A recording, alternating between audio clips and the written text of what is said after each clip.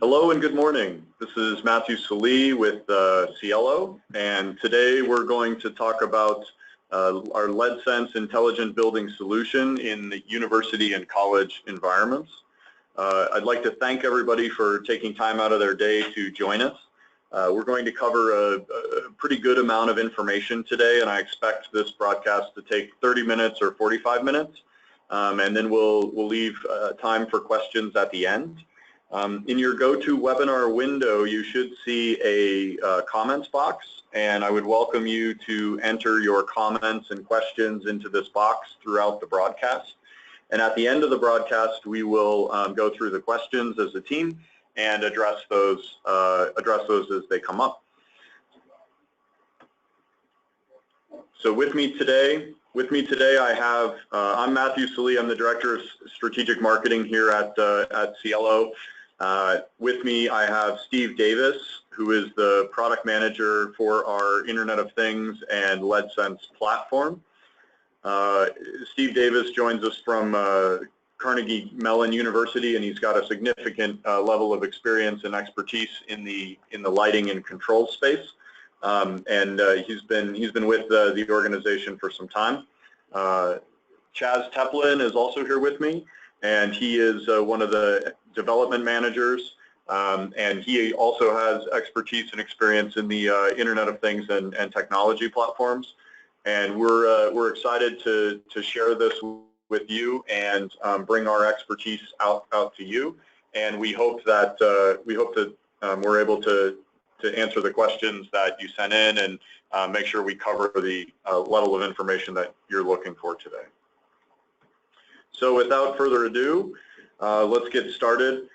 So many of you out there know us best as Terralux, and we recently rebranded to Cielo. And the reason we rebranded to Cielo is because of the intelligence platform and the connected building platform that we're bringing to market and have been working on for the last several years. We transcend lighting now with our ability to connect power, light, and data inside of building spaces and environments. We still focus on upgrading existing systems to modernize buildings, but now we're able to look at not just energy savings, but also operational efficiencies and actionable intelligence through our connected platform. And we are located in just outside of Boulder, Colorado. And we've been designing and manufacturing our intelligence and LED solutions since 2003. So just to give you a feel, some of our clients in university, we've been upgrading buildings in the university space for a number of years now, and we have a pretty diverse client list in the educational space, and you can see a few of these here. These projects and these names range in size from an area of a building to full buildings to multiple buildings across campus, and so it really just depends on the needs of the particular clients, but we do have depth and breadth of expertise inside the university and educational space, both with our LED upgrades and with our connected platform LEDSENSE. So let's talk a little bit about the macro trends in the college and university space. So the first one is sort of a commercial building trend, and this data was just released this week from CleanEdge. This is their U.S. Clean Tech Leadership Index. This particular organization studies what's happening in the sustainability space. And what they're seeing is that cities are leading the green building movement. And what you can see here are, the top 10 buildings or the top 10 cities that are leading the space. Just sort of interesting. And this is a combination of factors that's based on utility rebates, that's based on number of green buildings and LEED certified buildings. There's a number of different metrics that are put into this, but I just thought you might find this interesting since it's hot off the press.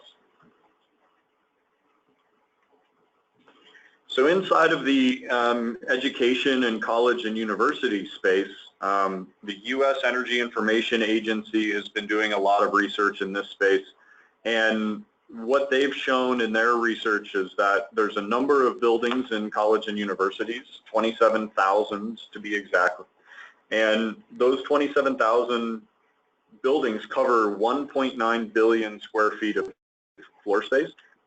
And in that 1.9 billion square feet, 1.2 megawatt hours are consumed for each one of those buildings. And all of that represents 34% higher consumption than all other building types that are non-education and university. And from what we can tell, there's a couple of reasons for that. They are higher usage buildings. They tend to be, 18-hour a day or 27-hour a day run times. They also tend to be slightly larger square footage buildings, and they also tend to have more diverse uses, such as energy-intensive laboratories and sporting arenas and things of that nature. So there's a decent reason why there's higher consumption, but it also means that there's a larger opportunity in university and education to save energy. And in the center of the chart, what you see are in the educational space, the consumption trends. 17% of the energy consumption is in lighting, 36% is in air handling, air conditioning, heating and cooling. Office equipment represents another 22%, and then the rest, which is typically plug and power load and some other things, are another 25%.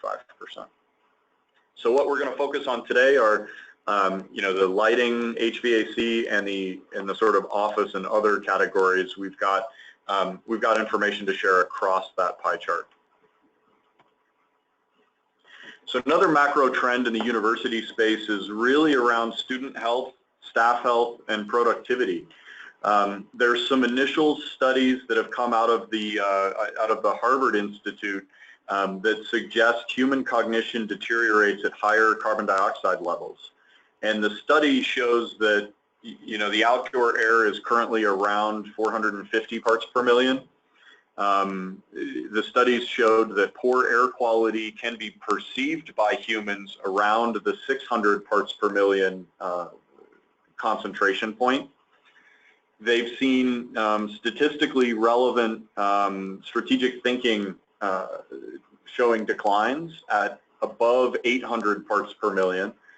And they've even shown some observed classroom levels reaching 3,000 parts per million in concentration. And that 3,000 parts per million is 6x higher concentration of carbon dioxide than the outside air. And so if you're thinking about how to make your students more productive or inside of a classroom, air quality is starting to become something that's very interesting, and there's a lot of interesting data surrounding this. The other thing that we're seeing is ASHRAE and other building standards create standards for indoor air quality, because indoor air quality often has higher concentrations of chemicals and airborne pollution than the outside air, because things just get trapped inside of these very tight building envelopes. And these are substances like VOCs, carbon monoxide, the noxious NO2 and SO2s, as well as particulate matter in the 2.5 micron and 10 micron range. These are all substances that are starting to be measured and identified as detrimental to health and productivity. So one of the leaders in this space, in terms of just defining what can happen, is the WELL building standard. And the WELL building standard is written by the International Well Building Institute, and it is similar to the Green Build and LEED certification, although it provides a model that integrates human health as well as energy efficiencies into the built environment.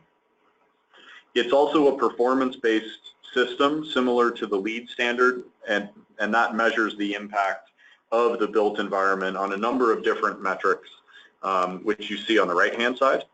And two of those that we'll cover more today are air which they cover ventilation, filtration, moisture control, source of concern identification, and maintenance and operation, as well as lighting, which includes daylighting levels and balancing, activity-based light levels, user tuning, color quality, and glare control.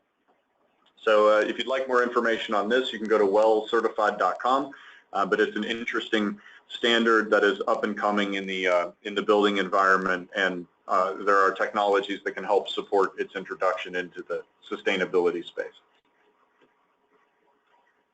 So one of the things that we hear over and over and over as we work with colleges and universities in the sustainability and energy efficiency space is that it's really, really difficult to maintain campuses and keep them running smoothly with the limited operational resources.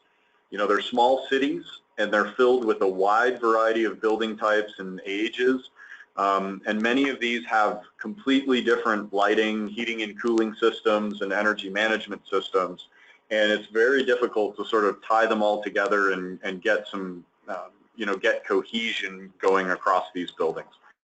So that's certainly something that we're conscious of and have been conscious of as we've been developing our own solution set.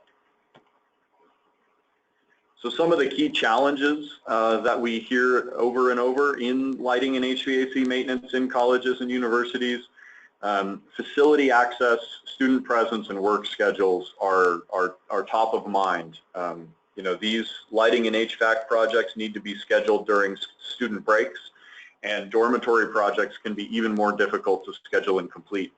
And we're familiar with working with those types of schedules, and so there are ways that we can help you address some of those challenges with the way that we can schedule shipments, the way that we can work with you and your contractors and install teams. There's ways around some of this, but we're very conscious of those stresses on your installations. It's also very expensive to provide ongoing operational maintenance, both to light fixtures and to heating and cooling systems.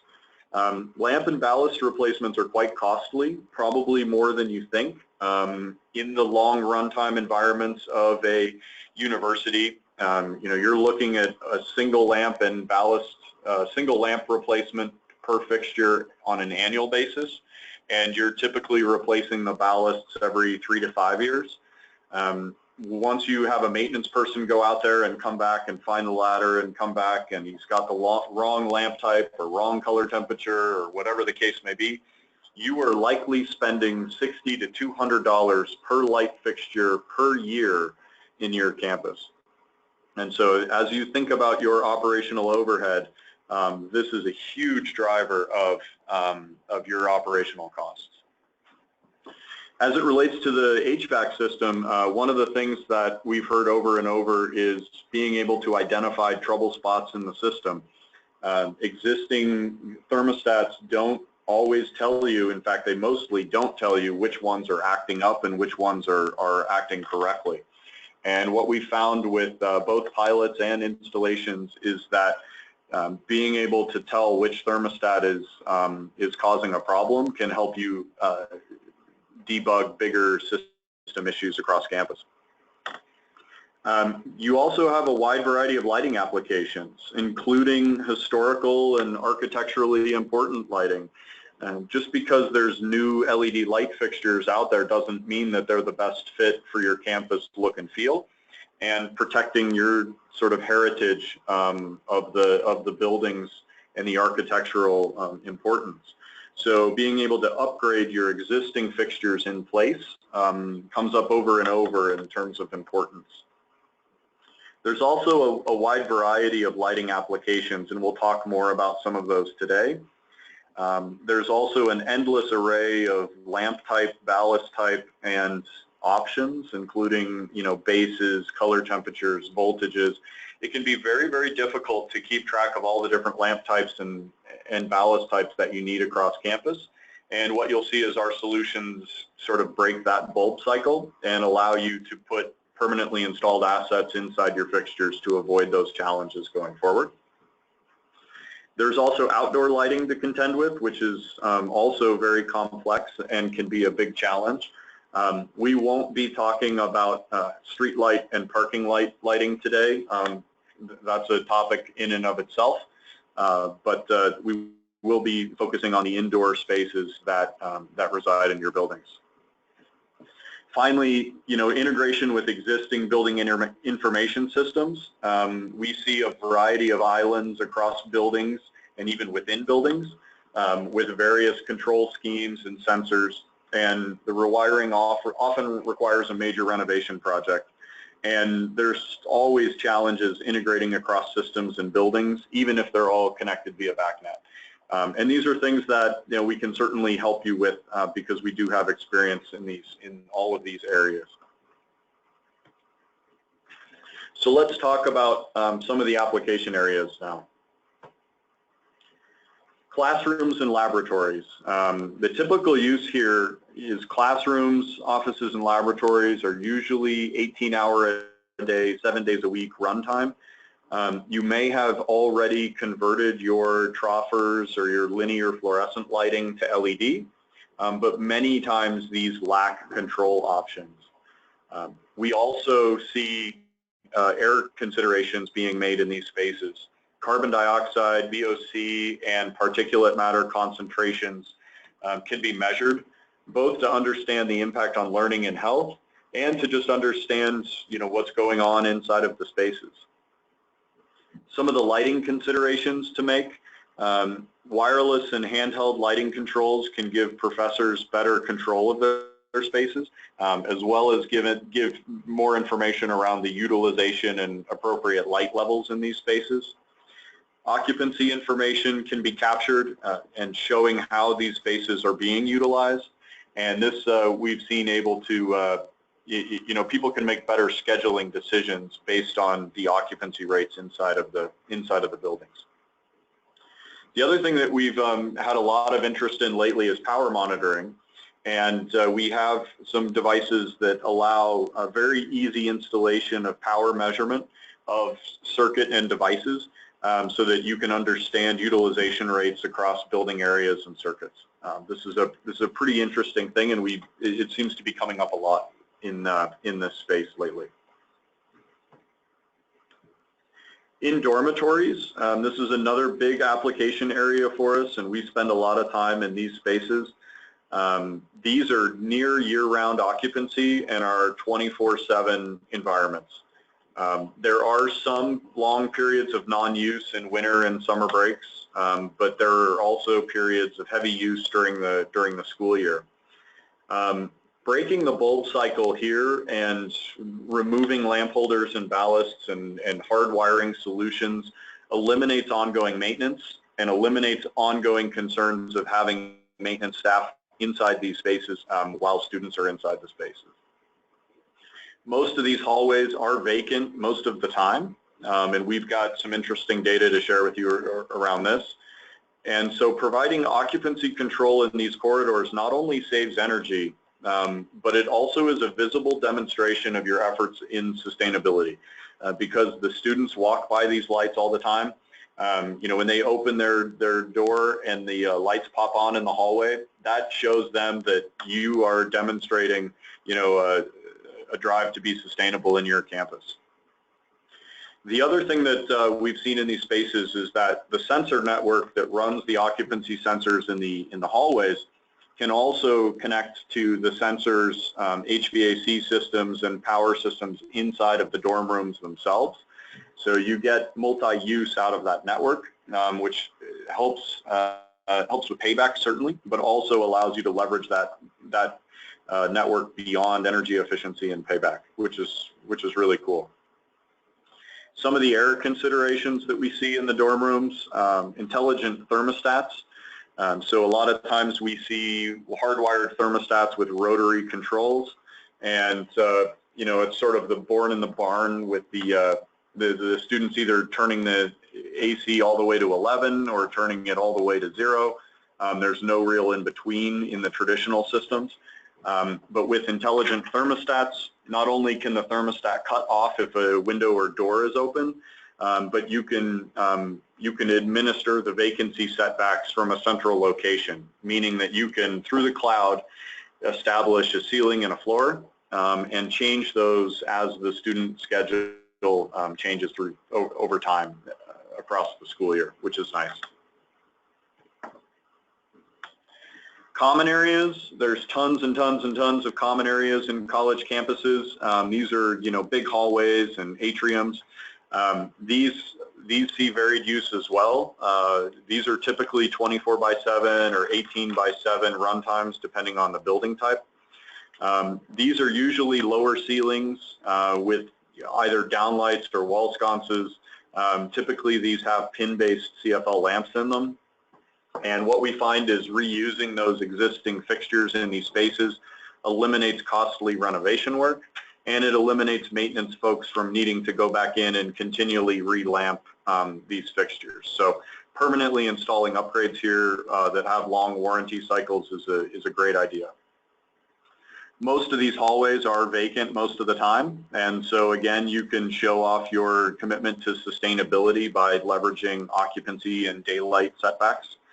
And again, the sensor network can combine the different technologies in the space. We're also seeing interest in understanding what's happening in the air with carbon dioxide, VOC, and particulate matter concentrations in these spaces. Libraries and student centers, this is another one for us. These are typically much bigger buildings and they tend to have very high ceilings, and a lot of those high ceilings have low wattage HID lamps inside of downlights. And as you can see in this photo, those lamps can be really challenging to get to. Sometimes they're above marble floors and you need to bring out plywood and you need to bring out a scissor lift, and they're very, very costly to replace. Upgrading them in place with the high reliability retrofit options can eliminate that sort of scissor lift cycle in these spaces, which can be really disruptive to these very busy student environments. Again, the sensor network can be reused, and air quality measurements can occur to understand, how healthy and beneficial these are to the student learning environment, particularly in carbon dioxide concentrations. Staff administration buildings and offices. These are usually 18 hours a day, 7 days a week spaces. Some of them are 16 hours a day or 5-hour spaces. Many of these may already be LED, but they simply lack controls. So it may be a good opportunity to put in a control network and system if you've already gone to LED, and the platform integrates well with other lights. Here in the photo, you see daylighting being used to, turn off the lights where it's not needed to eliminate glare. And then, you can also provide wireless and handheld lighting controls to give these folks individual access of the troffer or the downlight that's above their desk. When you have an individually addressable lighting system, you can do things like that. And what we find are that occupants really like those sorts of touches to their spaces. You can also do power monitoring here to understand, the power use of various office equipment, because that is a big driver of energy use in the university space. Parking garages and stairwells. So as you start to think of the more industrial spaces across campus, these are typically lit 24/7. Even during the day, we walk by routinely parking garages that the lights are blasting away during the day. Again, you may have already completed an LED project, but these may lack controls. Occupancy and daylighting and scheduling can help capture big energy savings in these spaces, and they can also provide significant information about how these spaces are being utilized, allowing you to optimize your scheduling and fallback schedules. Again, looking at air considerations and air quality in these spaces can be important depending on the use case and where these buildings are located. So with that, we're going to switch gears a little bit and talk more about the LEDSENSE intelligence solution.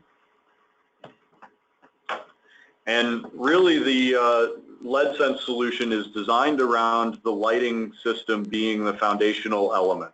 And lighting is really providing the intelligent access point here because lights reside where the people are. And so where you have lighting, you have people, and this allows you to create a network both within a building and across buildings, leveraging that existing infrastructure that you have. The controls can be deployed within the existing fixtures, which allows you to preserve the historical character of the spaces. It also provides very low disruption and dust for projects, so you don't need to spend a ton of time pulling a bunch of new cabling and wiring to every single light fixture to get it to connect and be controlled. All of that now can happen over the air, which is great. The intelligence network itself can be deployed just like wireless access points are deployed today, using a single power over Ethernet cable, and they can be connected to new or existing TCP/IP networks. Some colleges have their own building automation TCP/IP networks, and some have some carry that on the same network as student traffic. Either way, these can be connected. The nice thing is that it's an expandable network, so the sensors and controllers can be added over time to this network as the needs and building use change. So the lighting foundation to this really, is not necessarily needing to be a Cielo solution. We do have a number of commercial grade LED upgrades for the university space, including a downlight upgrade that you see here. And these really help provide the foundational elements of a good university project. They preserve your existing light fixtures. They install very quickly. They're designed to eliminate lamp and ballast cycles completely. We tune the light and engineer the light to be as beautiful as it can be, so that you're really turning these old fixtures brand new versus LED projects that look like a compromise. We often get feedback that not only are they saving a significant amount of energy, but there's a visual appeal that has occurred at the same time. So it really is a no compromise upgrade. These also pay back in months, not years, because of the efficiencies of the solutions. And our products are highly reliable. Everything you see has 10 to 20x better reliability rates than other LED products on the market, and they're really meant to be installed in place and left alone for years, sometimes a decade. So with that, I'd like to transition to Steve Davis to talk more about building intelligence. Thanks, Matt. So we wanted to give you kind of a little bit of a peek into our design philosophy around our intelligent buildings offering. I think that when you start trying to build an intelligent building product, it helps to know what you mean by building intelligence, which is sort of a nebulous term that gets thrown around the industry quite a bit. And so what we've tried to do is translate the standard psychological modeling of human intelligence that splits it into a variety of intelligences that are each kind of mutually exclusive, in order to translate that into buildings and come up with a way to talk about this in a more detailed and specific way than the general industry. So just starting with naturalists and working our way around clockwise. Naturalist intelligence is about understanding the environment that we're in. So for a human, this might be about understanding plants and understanding the behavior of animals around us. And inside a building, it really translates to a lot of what Matt was talking about with indoor air quality, looking at the environmental conditions that exist inside the building. A building intelligence system really needs to be aware of all of that. Logical and mathematical is pretty straightforward. In humans, we have the ability to calculate and perform logical analyses on our own, and computers, as we all know, are excellent at this. So this one tends to not be a problem for anybody. The more computing power you have, the better programming interface you have, the more logical and mathematical intelligence you have. Human comfort is about understanding the wants and needs of people. So building into the system as best as possible how people like to have their environment look and feel. And the system as a whole ought to understand that. So one example is through desired light levels. That's a pretty straightforward example. Different spaces are going to want different light levels, and so having the system understand what's needed for the space and the time of day and the number of occupants is very valuable. Kinesthetic is sort of a weird one. It's relatively straightforward in people. It's like your ability to play sports, throw a ball, run fast, move your body, dance, that kind of thing. And it's actually pretty important in buildings as well. And for that, it's about the devices themselves being able to react quickly and intentionally to their surroundings.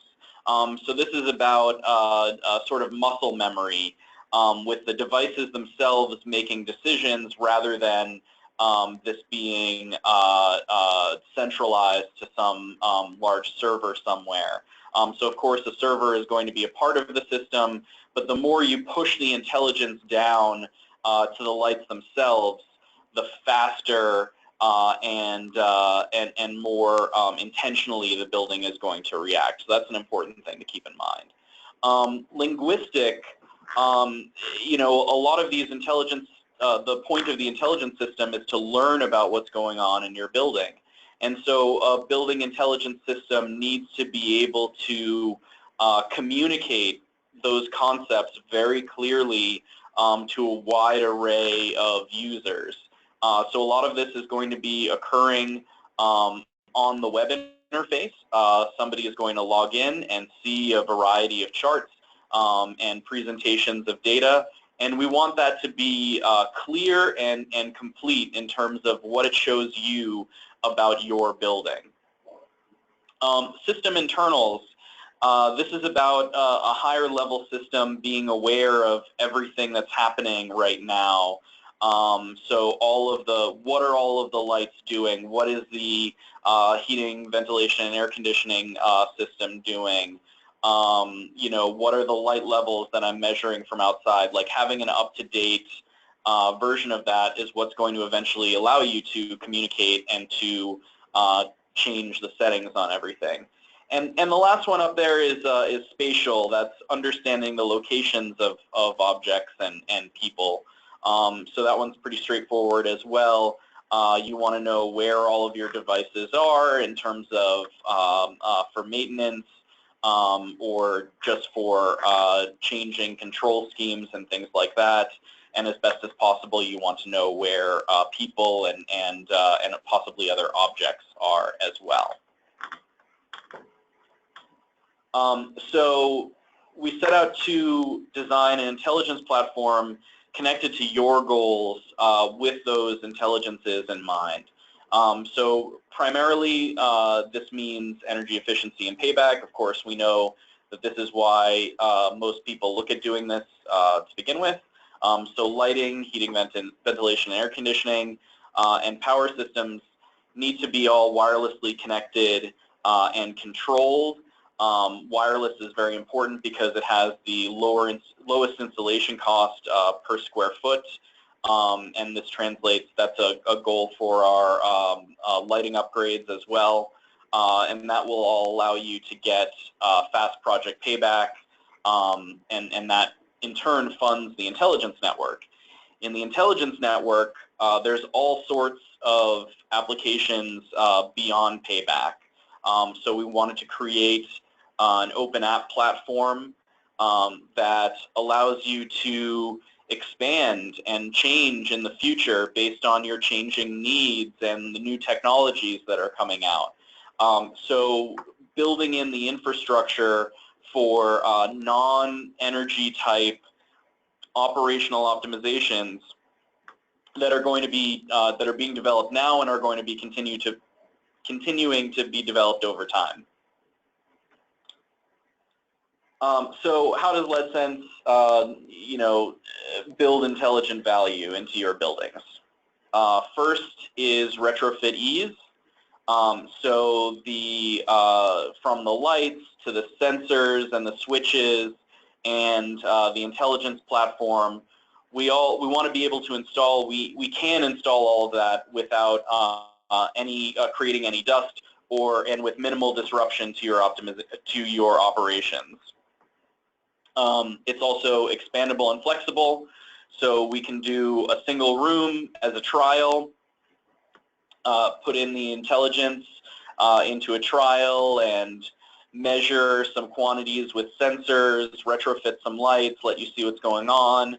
We can scale that up to a building or to throughout your entire campus to build you a truly future-proof platform. We allow you to verify your energy savings.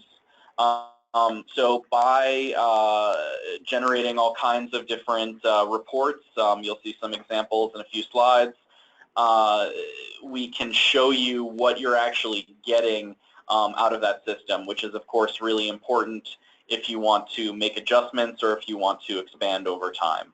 And we're giving you all kinds of access to information. So you can access it in a variety of ways. You can have different access levels for students and staff, and the data can be viewed on our portal, or it can be downloaded and manipulated in the spreadsheet program of your choice. So with that, I think I'm going to hand off to Chaz, who's going to talk a little bit about more of the technical details of the system. Thanks, Steve. So this is Chaz Teplin, and I'm going to lead you through the next 5 or so slides to talk a little bit about the system architecture, give you some examples of the kind of data that we've collected, and go through the actual devices that would be installed and how those talk with the broader cloud or server interface. So this slide here, the system architecture slide, is designed to show you how the system sort of talks and communicates with each other. Most importantly is on the right-hand side, where you have the lights, any HVAC controls, any of the sensors, and the occupants that interact with the system through just their presence or pressing a button on a thermostat or pressing a button on a wireless switch. So a key differentiator with our approach is that we've really chosen a approach that works on its own without the requirement that there always be a cloud connection or an internet connection or a connection to the server. And so what this means is that the system is extremely reliable. We all want to be able to get the data. We want to be able to have networked control of the system because that provides a lot of value in terms of savings and just understanding how our facilities are used.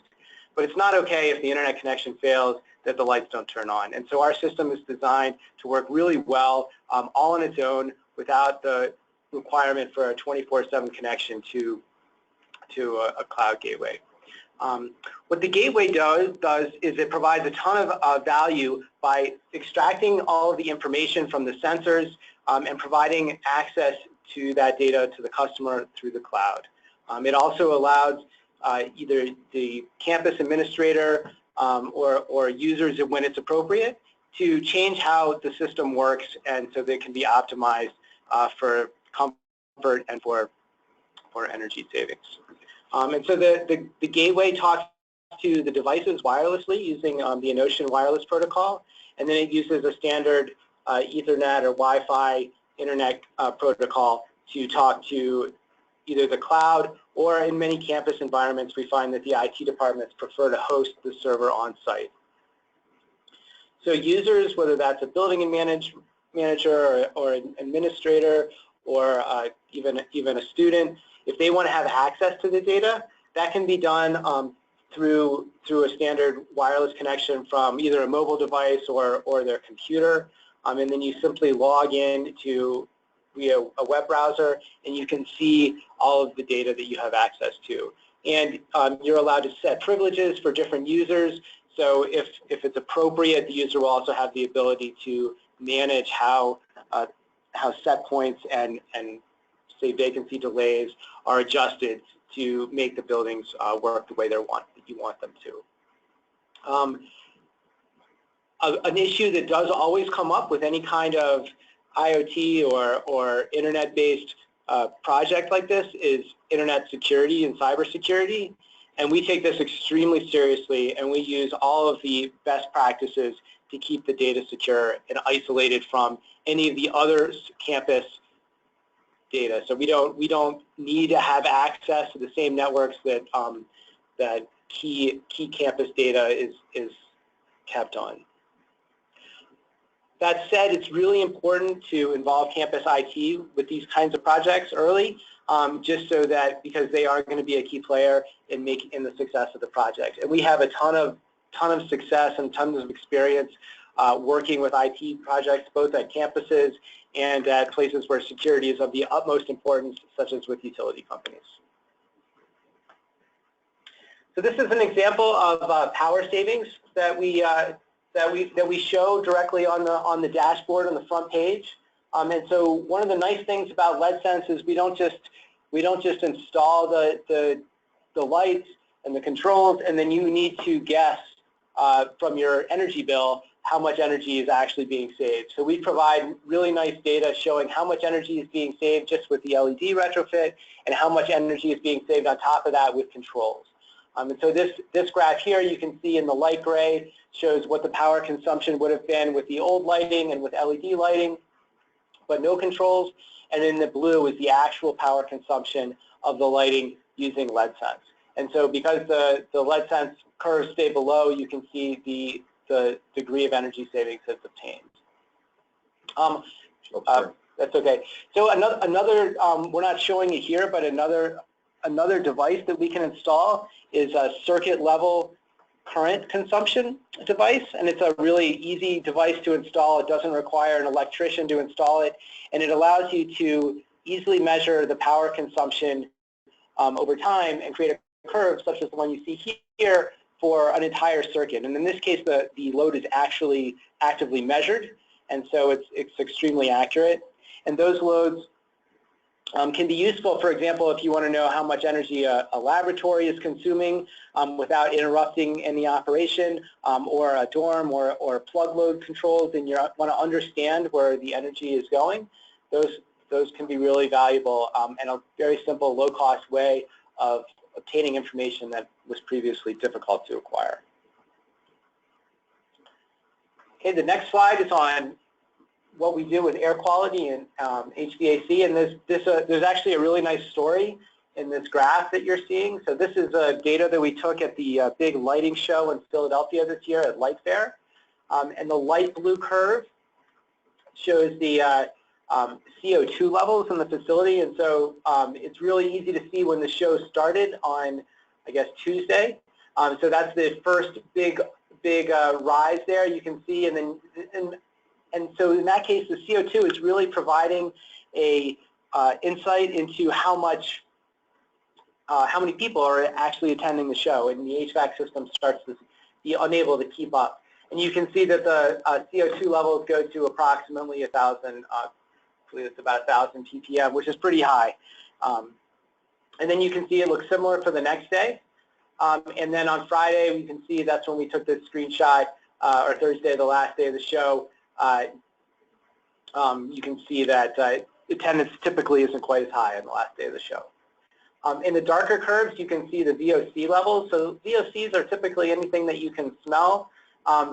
The one that I think is perhaps the most interesting is at the end of the show, you start to see a spike, especially on the end of the first day of the show. And I believe that was when the cleaners came through with the vacuum cleaners and kicked up a bunch of dust and other things that were picked up by the VOC system.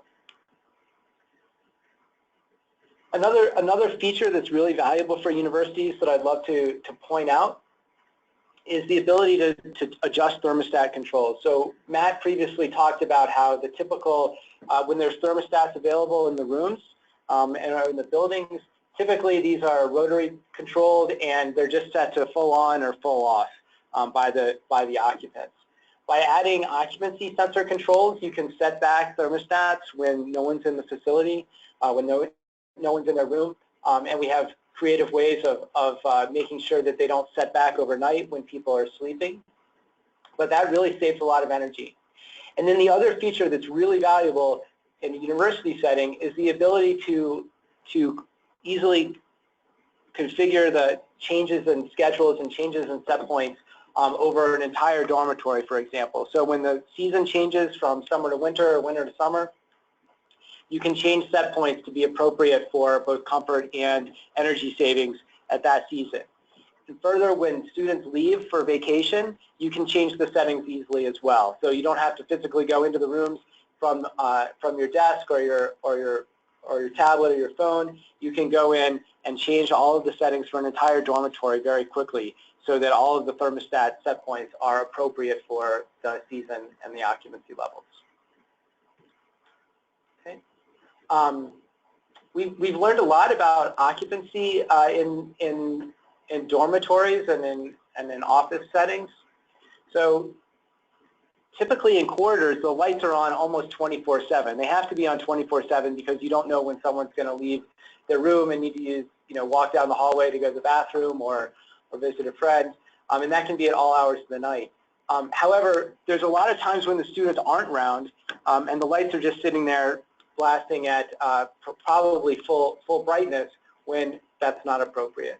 So, we find that during many times of the year, occupancies are 90% vacant, especially on hallways that are sort of at the end of the corridor, and yet again, the lights are on all of the time. So we really, by using occupancy control, we can save dramatically on energy use.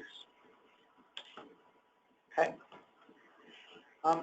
So this last slide, I want to talk a little bit about the Enotion wireless protocol and on the individual devices themselves. So we've used Enotion as our technology base for communication because they have a lot of great devices that are on the market that are extremely easy to use in a retrofit scenario. So the occupancy sensors, the ambient light sensors, even the circuit level monitors, those are energy harvesting devices. And what that means is that they either use existing energy use from the circuit or solar panels on the devices that collect enough light just from the ambient lighting to power themselves, or the occupants themselves when they press a button. And so this is really important because there's no wiring. I believe the term used is all the sensors and switches are peel and stick. You literally just affix them to the surface, which in whatever way is most convenient. And it doesn't require any permanent alteration of the facility.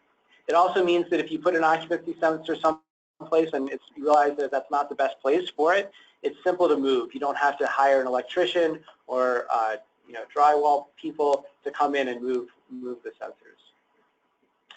At the top left of the slide, you see the LEDSENSE link. This is what provides the lighting control. So it'll work. The link works with any light for on and off control, and any light with 0 to 10 volt dimming for dimming control.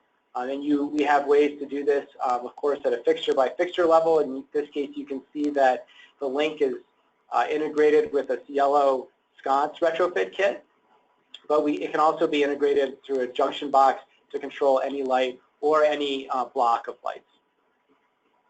The gateway on the upper right, that is a picture of the gateway. The gateway is easy to install with our retrofit focus. It can be connected either through Wi-Fi or an Ethernet cable. It can be powered by PoE or a universal voltage if you have access to a junction box in that location. At the bottom left, we've got just a few of the sensors as examples. So those switches are energy harvesting. If you wish you had a switch in a different location in an office or a conference room, again, it's just peel and stick. You can affix it to a wall. It can also replace an existing switch in an existing switch box without any trouble. The occupancy sensor you can see there, peel and stick, and then you also see an example of the LEDSENSE thermostat and the LEDSENSE VOC and CO2 monitor.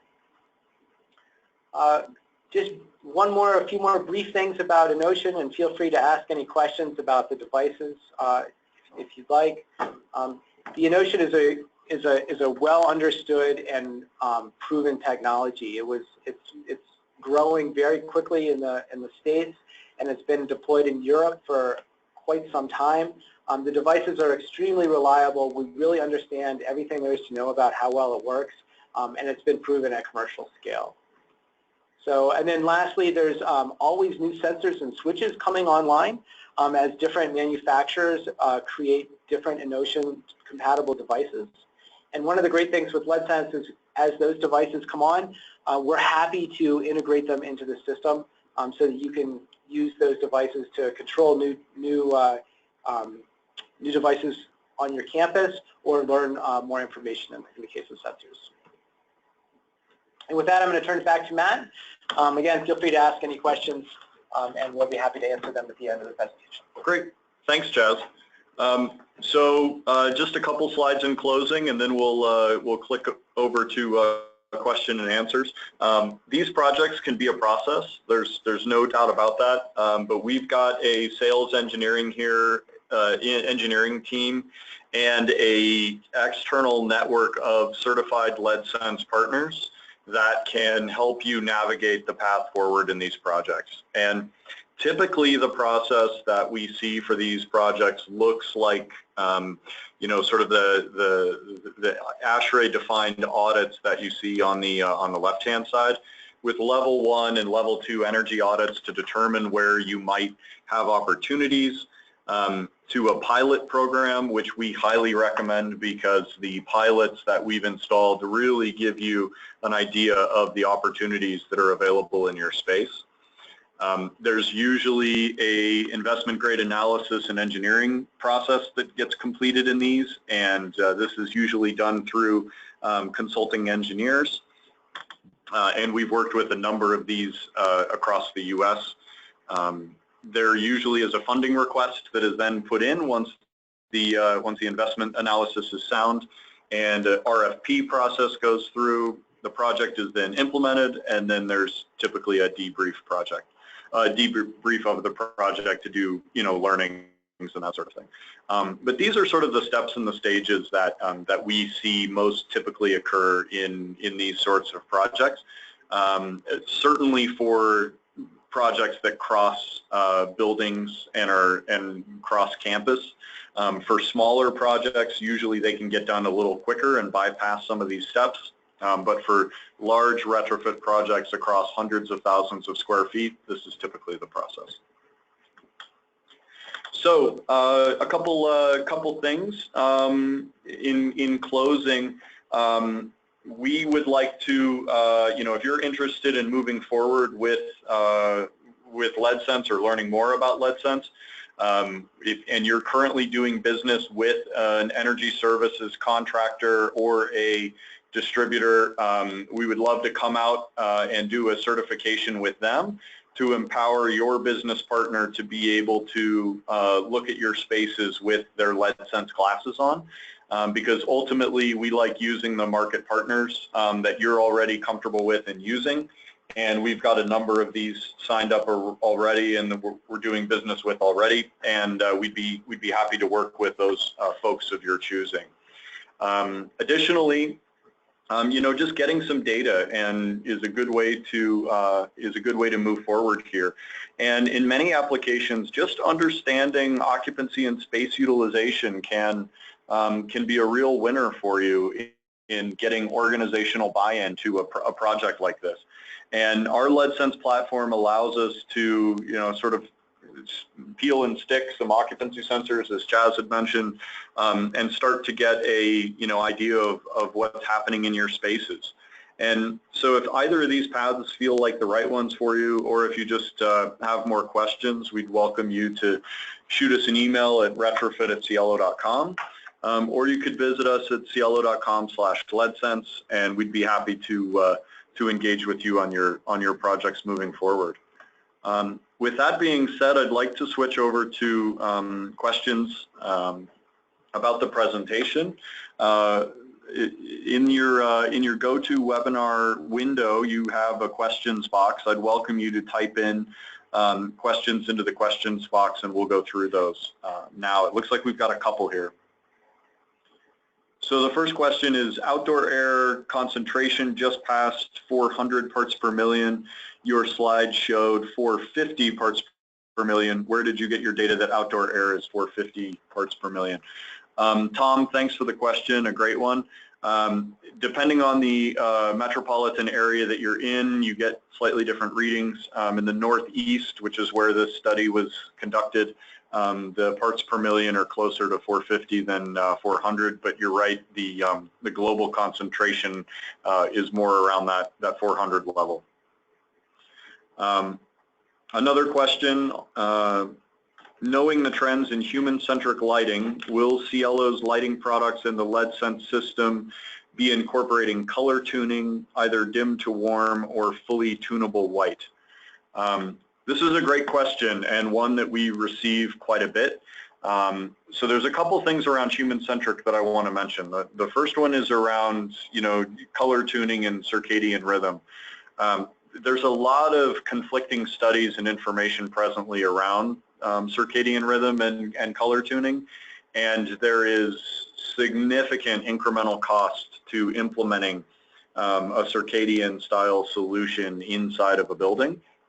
And presently we do not have a circadian solution, but we are looking at architectures that could support this in the future as the science matures.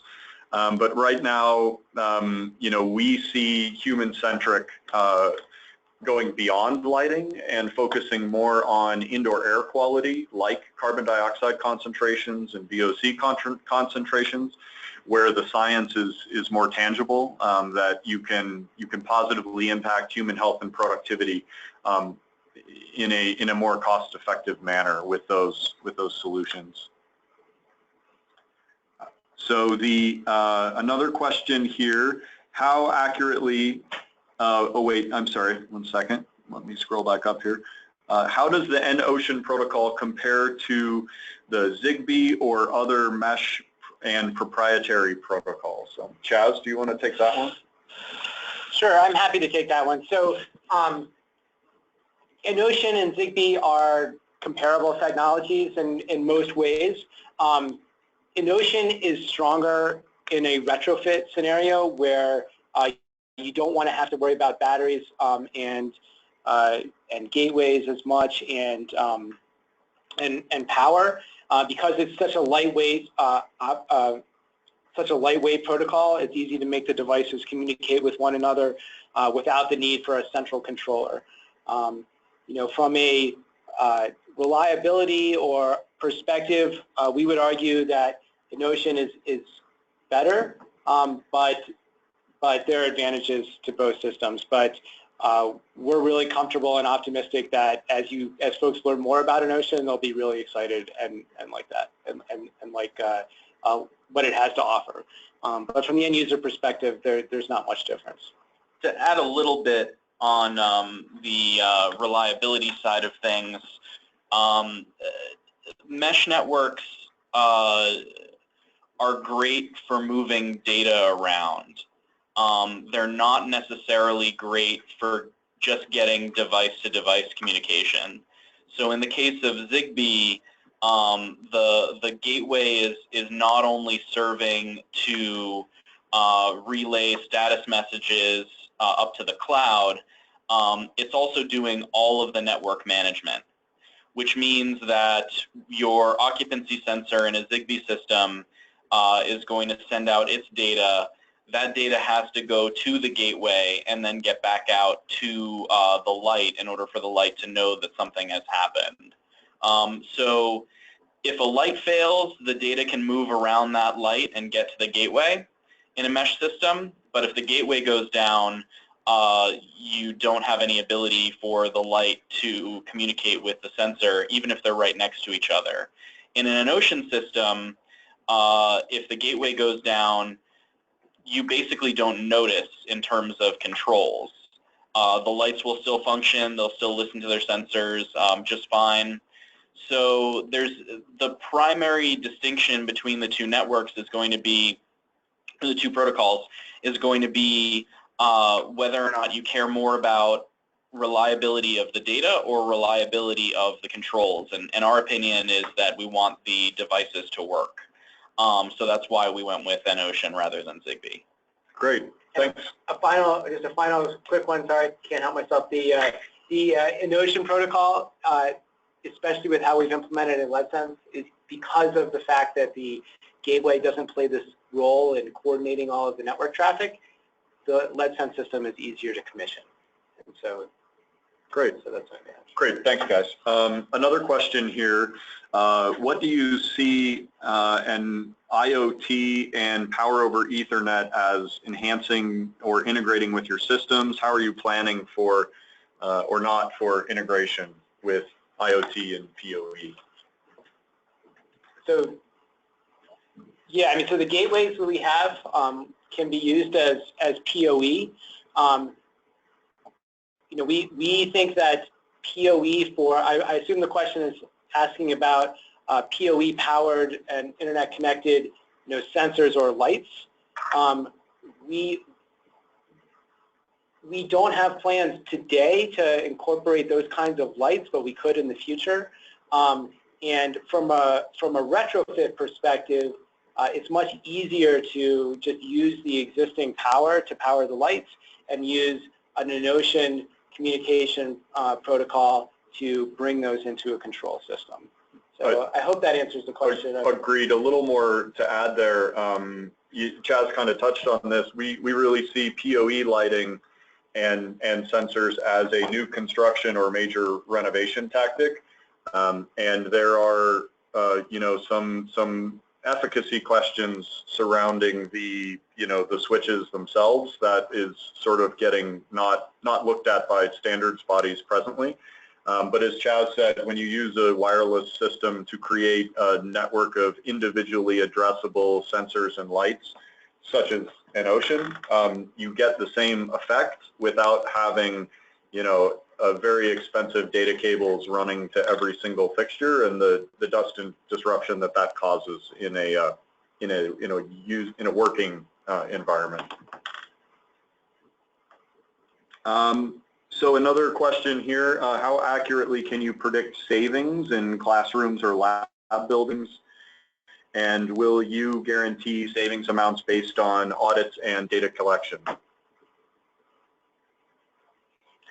We can estimate savings as well as you can help us understand what the previous energy use was and what the occupancy levels will be. So we are happy to guarantee, I think, on the efficacy of our lighting retrofits and on the performance of the control system based on the predicted occupancy. I think right. We're happy to do that. It's always a challenge to know exactly how much energy the lights were using in the past. Obviously, that's not something that we can measure. No, but there's some ways around this, and we do work with some certified LEDSENSE partners that do more M&V, measurement and verification, utility style work, and can help create some of these guaranteed savings contracts and proposals if that's something you're interested in. And we usually use third party for those because that's a pretty specialized business. But we have a few of these folks in our certified LEDSENSE partner network that do that for buildings now. And that's really all about the level of audit, the detail level of the audit that you do in advance. So with LEDSENSE, it's possible to attach current monitoring devices before we've done a lighting retrofit. It's possible to install a gateway temporarily. It can hook up to your Wi-Fi and plug into the wall. and it's possible to install occupancy sensors, ambient light sensors, whatever, in a way that's unobtrusive because they are basically peel and stick. So we can get as detailed as you want in terms of finding your occupancy trends and predicting in advance based on different control schemes how much energy is going to be saved in that scenario with the assistance of our LEDSENSE partners. Thanks. One final question. Is the session being recorded, and will it be available to those people who were not able to attend?